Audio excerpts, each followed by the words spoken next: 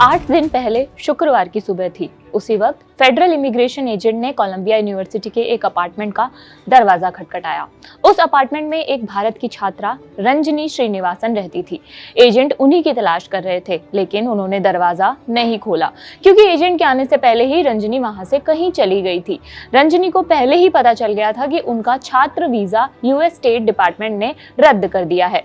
Ranjani urban planning doctorate की degree का course कर रही थी। वो एक स्कॉलर भी थी। अगली रात जब फेडरल इमिग्रेशन एजेंट वापस लौटे तो रंजनी ने एक बड़ा फैसला लिया। उन्होंने कुछ सामान पैक किया, अपनी बिल्ली को एक दोस्त के पास छोड़ा और लगार्डिया एयरपोर्ट से कनाडा के लिए रवाना हुई। कुछ घंटों बाद कोलंबिया के एक अन्य छात्र महमूद खलील को फेडरल इमिग्रेशन के अधिकारियों ने कैंपस में गिरफ्तार कर लिया, जिसके बाद यूनिवर्सिटी में हड़कंप मच गया। जब तीसरी बार एजेंट रंजनी के अपार्टमेंट में आए तब तक रंजनी वहां से दूर जा चुकी थी, लेकिन इस बार एजेंट रंजनी के खिलाफ एक न्यायिक वारंट के साथ आए थे। रंजनी ने भागने के बाद न्यूयॉर्क टाइम्स को अपना पहला इंटरव्यू दिया। इसमें उन्होंने बताया कि वहां का माहौल बहुत अस्थिर और खतरनाक लग रहा था, इसलिए उन्होंने वहां से निकलने का फैसला लिया। रंजनी कोलंबिया यूनिवर्सिटी के उन छात्रों में से एक है जिन्हें हाल के दिनों में इमिग्रेशन एंड कस्टम एनफोर्समेंट ने निशाना बनाया है। एक बयान में होमलैंड सिक्योरिटी विभाग यानी DHS ने श्रीनिवासन को आतंकवादी समर्थक बताया और उन पर हमास के समर्थन में प्रदर्शन करने का आरोप लगाया। हमास को अमेरिकी सरकार ने आतंकवादी संगठन घोषित किया है। हालांकि रंजनी की लीगल टीम ने इन दावों का खंडन किया है। Homeland security secretary Kristi Noem ने सोशल मीडिया पर लगार्डिया एयरपोर्ट पर रंजनी की एक फुटेज शेयर की है और उनके डिपार्चर को सेल्फ डिपोर्टेशन बताया। क्रिस्टी ने वीडियो शेयर करते हुए लिखा, यूनाइटेड स्टेट्स ऑफ अमेरिका में रहने और पढ़ने के लिए वीजा मिलना एक प्रिविलेज है। जब आप हिंसा और आतंकवाद का समर्थन करते हैं तो उस प्रिविलेज को रद्द कर दिया जाना चाहिए और आपको इस देश में नहीं रहना चाहिए।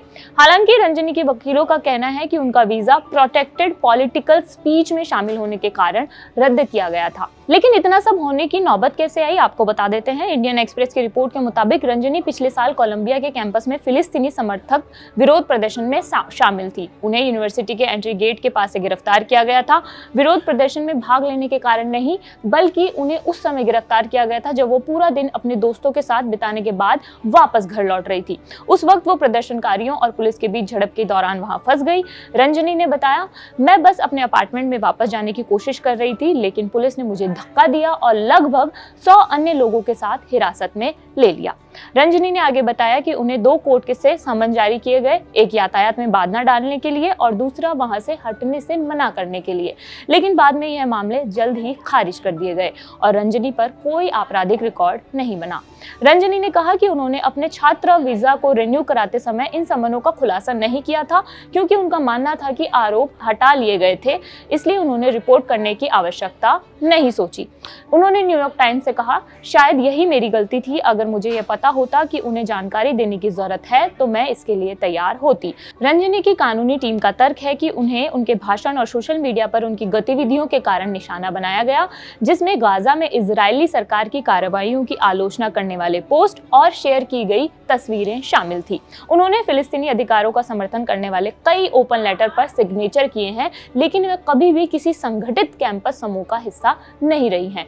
रंजनी ने एक इंटरव्यू के दौरान कहा कि उनकी परेशानी 5 मार्च से शुरू हुई थी। उन्हें भारत के चेन्नई में अमेरिकी वाणिज्य दूतावास से एक ईमेल आया जिसमें बताया गया कि उनका वीजा रद्द कर दिया गया है। कोई कारण नहीं बताया गया सिवाय इस इंफॉर्मेशन के जो सामने आई थी।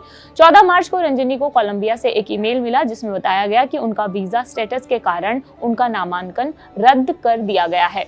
उन्हें अपना हॉस्टल भी खाली करना होगा। इस घटना पर अमेरिकी इमिग्रेशन वकील एसोसिएशन के वकील ग्रेग चेन ने NYT को बताया, सरकार द्वारा इस तरह से कार्य करना दुर्लभ है, जैसा कि कोलंबिया यूनिवर्सिटी के मामलों में हुआ, जहां वे कैंपस में जा रहे थे और किसी को पकड़ने के लिए अभियान चला रहे थे।